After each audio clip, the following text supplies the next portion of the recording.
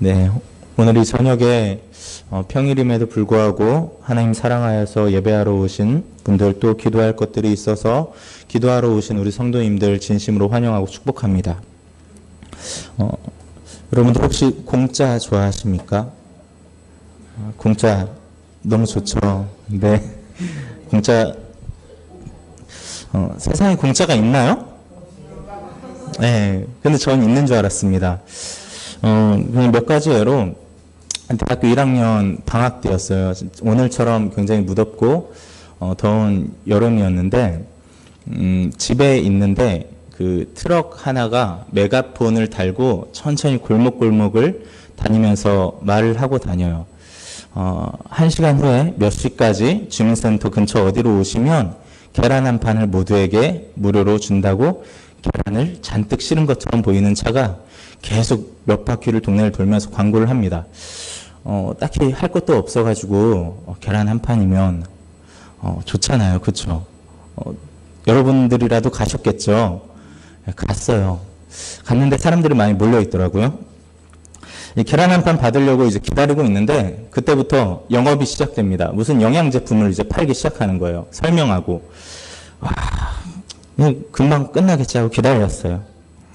그로부터 1시간을 기다렸어요. 그리고 그 다단계 영업이 끝나고 좀 관심이 없으니까 그냥 계란만 받아오면 되는데 계란을 받았는데 우리가 계란 한 판이면 30개짜리 하나 생각하잖아요. 10개짜리 이렇게 한 판인 거예요. 너무 화가 나는 거예요. 1시간 동안 기다렸는데 이 계란 그 당시 뭐 하나를 100원 뭐 이렇게 팔았으니까 이 1,000원 때문에 내가 1시간을 이 땡볕에서 서 있었나 싶어가지고 굉장히 씩씩거리면서 그 계란 들고 와서 그 구워 먹었던 삶아 먹었던 기억이 있습니다. 세상에 공짜는 없었습니다. 그리고 어느 날 지역 광고지를 보는데 교차로 아시죠? 거기에 이제 아르바이트, 요즘에 핸드폰으로 다 보지만 예전에는 다 신문에서 구직 광고를 봤죠. 근데 이런 아르바이트가 있더라고요. 책을 읽어주면 시급 10,000원을 준대요. 그 당시 시급이 3,000원, 4,000원이었던 걸로 생각하면 10,000원은 진짜 거저 주는 거잖아요. 와, 이렇게 돈을 벌 수 있다고? 당장 전화했죠. 전화하니까 몇 시 몇 분에 군산에 이성당 빵집 아시죠? 이성당 빵집에서 만나재요. 만났어요. 만나니까 하는 말이 일에 대해서 저는 언제부터 제가 책을 읽어주면 되는지 그게 궁금한데 그 책은 성경책이래요. 그리고 이 성경책을 읽어주려면 며칠 동안 몇 시간의 교육을 받아야만 당신이 바르게 읽어줄 수 있대요. 알고 보니까 사이비더라고요. 그래서 잘못된 진리를 저에게 알려주고 그 잘못된 진리를 누군가에게 전하려는 그런 허위 광고였습니다. 세상에 진짜 거저는 없더라고요. 이렇게 당하고도 저는 최근에 또 당했습니다. 친구가 평택에서 목사 안수를 받는데요. 축하해주러 운전을 하고 가는데 교차로에 섰어요. 빨간불이 들어와 섰는데 옆에 검정색 스타렉스가 딱 서더니 창문을 내리면서 클락션을 톡톡 울립니다. 그래서 쳐다봤더니 창문을 내리래요. 그래서 저는 내가 운전을 너무 이상하게 했나? 내가 뭐 잘못했나? 이런 생각에 내렸죠. 근데 인상이 좋지는 않았어요. 근데 내리더니 그 약간 부산 말투로 제가 지금 홍삼을 잔뜩 싣고 서울에 납품을 하러 왔는데 지금 돌아가는 길인데 재고가 너무 많이 남았다. 이거 재고 우리가 가져가봤자 이걸 다시 팔지도 못하니 주겠대요. 저한테 홍삼을. 그래서 저는 이게 웬 떡이지 하고 네, 그러니까 여기 신호 지나면 이 갓길에 잠깐 세워달래요. 차를. 홍삼을 주겠대요. 이 트렁크에 있으니까 꺼내준다는 거예요.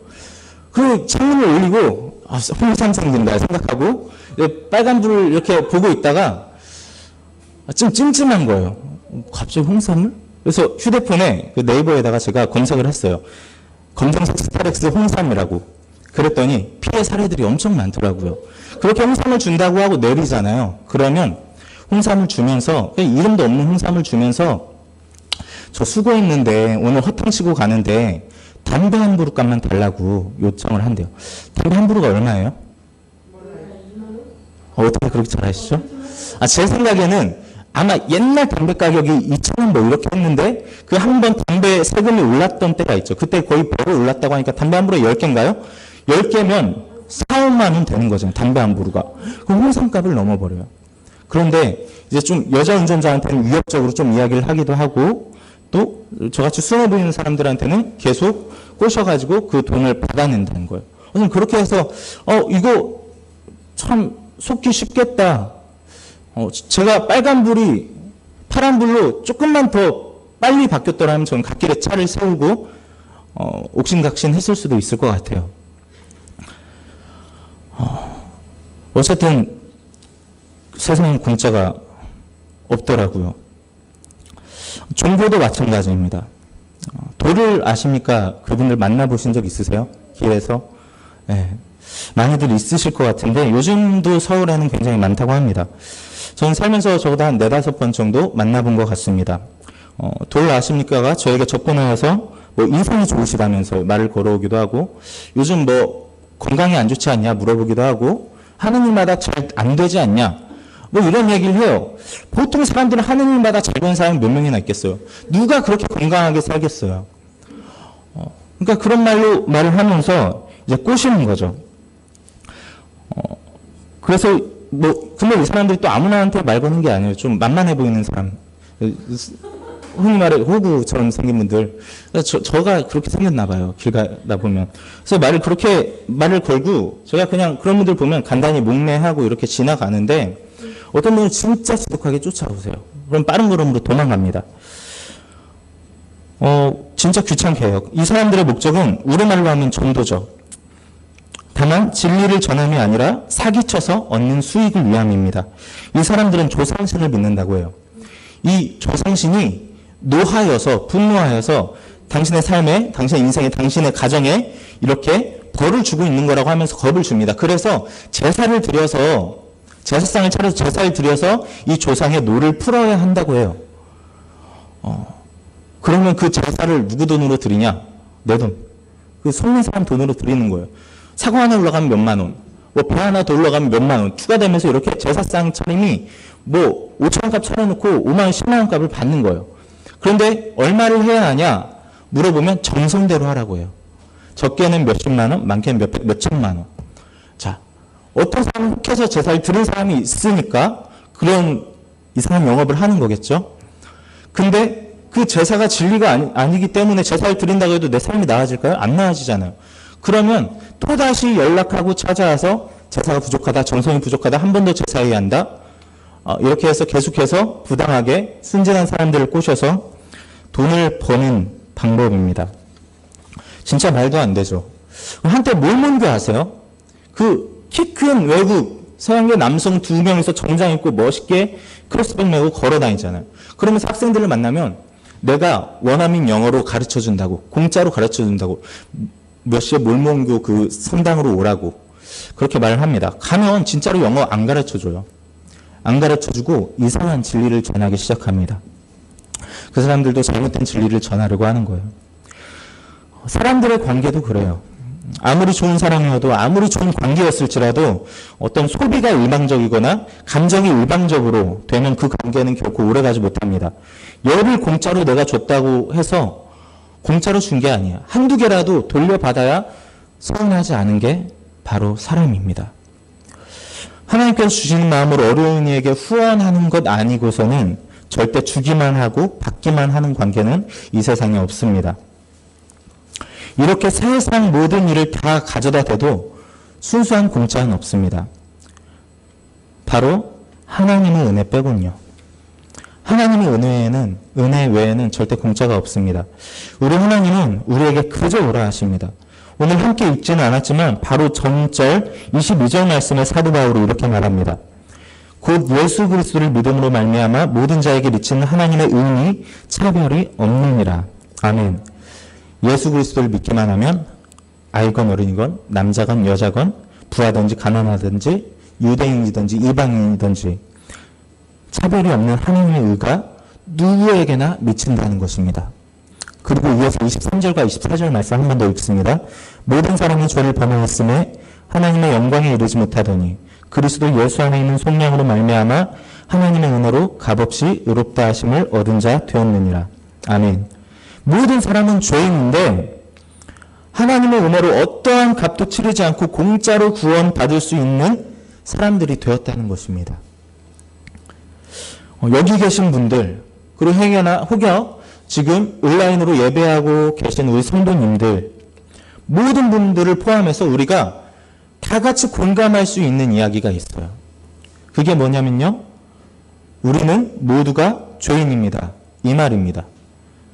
여기서 죄인이 아닌 사람이 없기 때문에, 그 누구도 죄인이 아닐 수 없기 때문에 제가 죄인이에요 하면 여러분들은 공감하게 됩니다. 우리가 죄인입니다 하면 여러분들은 공감해야 합니다. 우리는 모두 죄인이기 때문입니다.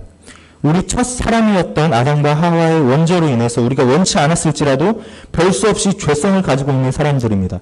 그 죄성이 우리를 가만히 놔두지 않고 죄짓게 합니다. 그렇기 때문에 복음이 필요한 것입니다.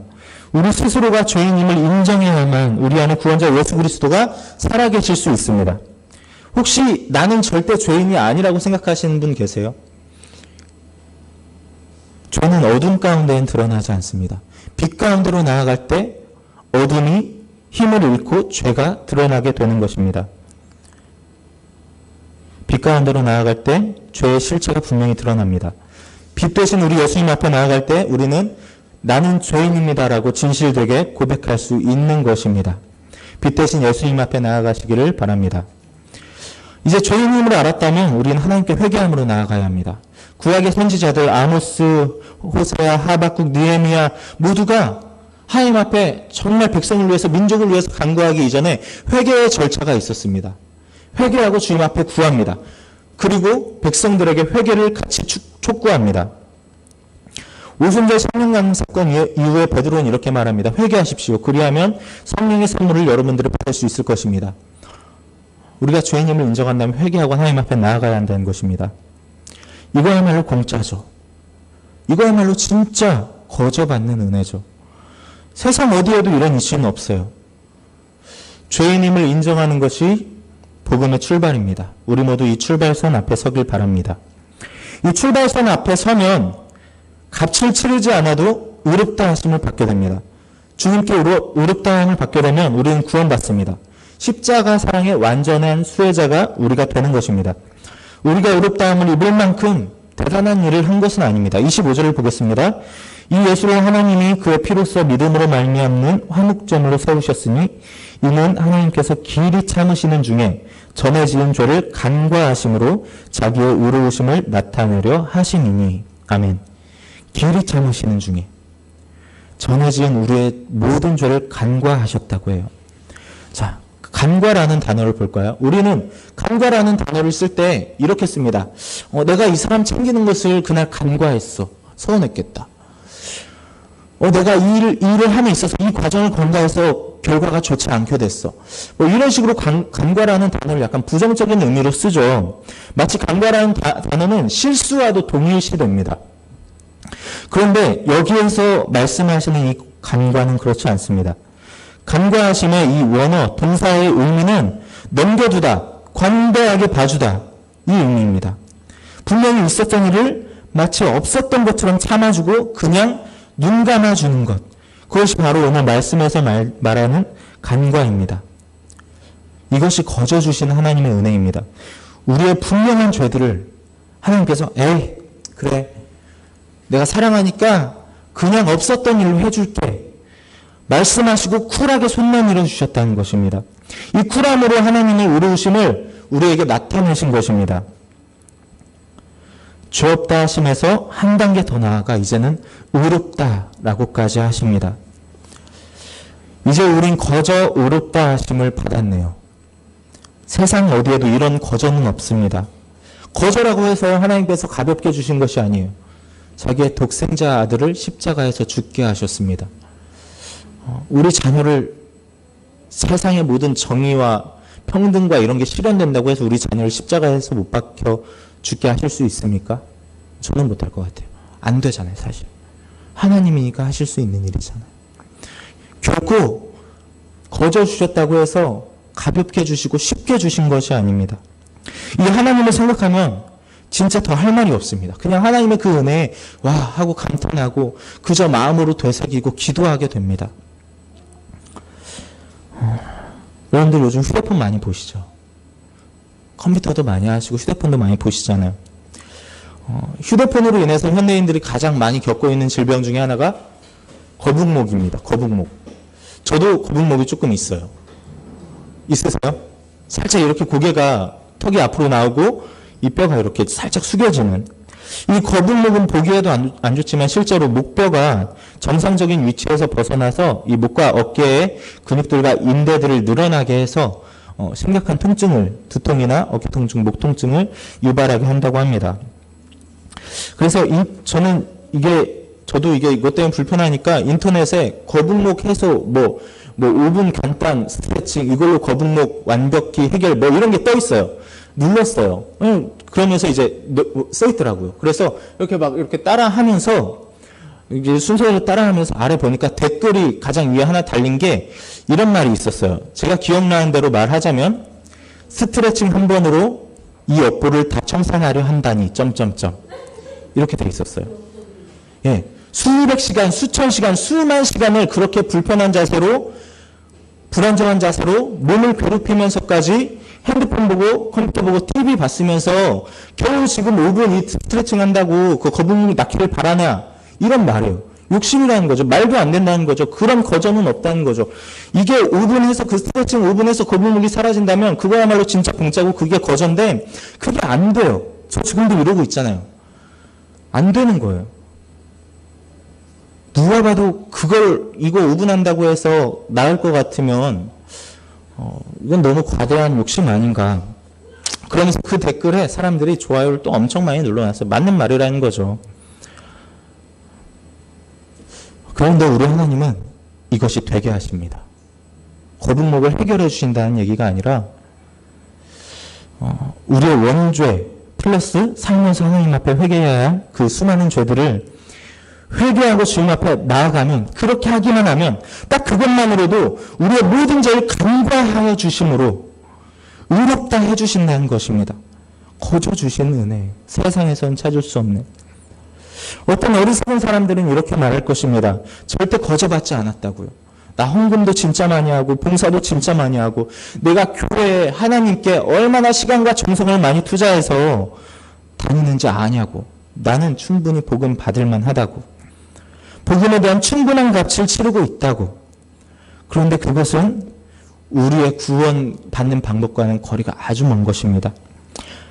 그런 우리의 봉사나 우리의 물질이나 우리의 시간이나 우리의 노력과 우리의 헌신들은요, 이미 주신 사랑, 이미 거저받은 은혜에 대한 우리들의 반응입니다.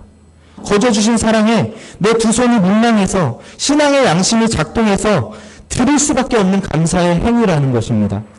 결코 헌신이 구원받는 방법이 될 수는 없습니다. 헌신은 하나님을 너무 사랑해서, 하나님께 너무 감사하여서, 그 거저받은 은혜가 너무 기뻐서 내가 주님의 기쁨이 되기 위해 살 수 있는 일이 무엇인지, 내가 드릴 수 있는 게 무엇인지 곰곰이 생각하고 실천에 옮기는 행위가 바로 헌신입니다. 다시 말해서 값을 치르고 있기 때문에 구원의 약속이 유지되는 것이 아니고, 이미 거저받은 은혜로 인해서 우리에겐 구원의 약속이 이루어졌고 우리는 그에 감사하여 하나님을 예배하고 찬양하는 것입니다. 저는 어제 그 다윗과 요나단이라는 그 찬양 듀엣 남성 두 분을 아세요? 주만 바라볼지라, 난 예수가 좋다고, 왜 나만 겪는 고난이냐, 이런 수많은 과거에 히트 CCM을 만드시고 부르셨던 분들이죠. 그 두 분 중에 한 분이 황국명 목사님인데, 며칠 전에 황국명 목사님께서 전화가 와서 저에게 촬영이 있는데 찬양 세 곡을 저와 같이 할 수 있냐고 그렇게 물어보시더라고요. 시간도 되고 할 수 있을 것 같아서 한다고 했습니다. 그래서 어제 저기 가서 그 촬영을 하고 왔어요. 저한테 그 카메라 앞에 서서 찬양 세 곡을 촬영하는 것은 그다지 큰 수고는 아닙니다, 사실. 먼 길을 오간 것도 아니에요. 동탄에서 했어요. 오히려 촬영 직전에 제가 검정색 그 정장 바지를 입고 갔는데, 어제 집사님 보셨을 거예요, 제 옷차림. 그쵸? 그때 촬영 가는 길이었는데, 도착해서 도시락을 주셨는데, 도시락을 먹고 있는데, 제가 이렇게 반찬을 집으려고 아래를 보니까 제 다리가 이렇게 터져 있는 거예요. 속옷은 제가 밝은색을 입었어요. 이거는 제가 이 카메라 앞에 절대 설 수 없는 사이즈의 구멍이 난 거예요. 어떡해요? 계속 이러고 있으니까 목사님이랑 주변 카메라 스태프들이나 이런 분들이 흘리셔서 묻히고 막 주고 그러는 거예요. 그래서 솔직히 말했죠. 가랑이가 터졌다고. 그래서 잠깐 편의점 좀 다녀오겠다고. 바늘 양실 없으시죠? 그래서 편의점 갔는데 없대요. 그래서 다른 편의점 갔더니 다행히 이 방지꼬리가 팔더라고요. 사서 구석에서 이렇게 꿰매서 촬영에 하느라고 오히려 촬영이 저 때문에 되게 많이 지연이 됐어요. 그래서 오히려 제가 촬영이 끝나고도 오히려 내가 민폐가 된 게 아닌가 그런 걱정을 하면서 마치고 돌아가는데 목사님께서 저에게 갑자기 봉투 하나를 내미세요. 저희 이 찬양사역자의 세계에서 서로 동역하는 것은요, 거의 사례가 없고, 사례를 서로 바라지도 않고, 주는 것도 그렇게 반가워하지 않습니다. 그냥 우리는 기쁨으로 돕고, 이 어려운 길을 함께 가는 것만으로도 굉장히 기쁨으로 여기니까, 우리는 그것을 당연한 수고로 생각하고 하는데, 이걸 주시니까 저는 제가 잘한 것도 없고, 찬양도 그렇게 잘 부르지 못했어요. 그래서 저는 이것을 정말 안 받고 싶은 마음에 뒷걸음질하면서 순사를 쳤습니다. 그런데 이렇게 말씀하시면서 저에게 봉투를 주시더라고요. 너 이거 주려고 부른 거야. 너 이거 주려고 부른 거야. 와, 집에 와서 이 봉투를 열었어요. 제 수고보다 훨씬 많은 금액이 들어있어요. 저는 돈을 많이 받은 것도 사실 저한테는 도움이 되지만 그 하루 종일 오늘 지금 이 순간까지 그 말이 뇌리에서 떠나지가 않아요. 이거 주려고 부른 거예요. 하나님께서 우리를 여기에 부르신 이유, 복음 주려고 부르신 것입니다. 받을 자격 없어요, 우리는. 자격이 있어서 준 게 아니라 주고 싶어서 부르고 주고 싶어서 주시는 것입니다. 사랑하고 아껴서 주시는 거예요. 우리를 지금 이 자리에 부르신 이유가 우리 어떠한 건 상관없이 주님의 자녀로 맞아주신 이유가 복음을 거저 주시려고, 그 은혜를 거저 주시려고 우리를 부르신 것 같습니다. 우리는 그 거저 주신 은혜를 믿고 받기만 하면 되는 것입니다. 말씀을 정리합니다. 사람에게는 결론이 내려져 있었습니다. 모두 죄인이고 죽어서도 우리는 죽는 것보다 더 고통스러운 삶을 살게 될 수밖에 없는 사망의 음부 가운데 영원히 거할 수밖에 없는 운명이었습니다. 하지만 하나님은 그것으로 끝내지 않고 오히려 시작하시기로 마음먹으셨습니다. 인간의 모든 죄를 다 간과하시고 그리스도 예수 안에 있는 속량으로 말미암아 우리를 구원하시려는 것입니다. 우리의 어떤 행위로 말미암은 게 아니고 우리가 어떤 것을 지불함으로 말미암는 게 아니고 그리스도 예수 안에 있는 속량으로 말미암아 우리를 구원해 주셨습니다. 거저 받은 은혜입니다. 이 주님의 은혜를 꼭 받으십시오. 그리고 잃지 마십시오. 늘 기억하고 거저 주신 은혜에 감격하며 주님께서 주시는 기쁨으로 살아가는 우리 예수품교회 성도님들 모두가 되시길 바랍니다. 기도하겠습니다.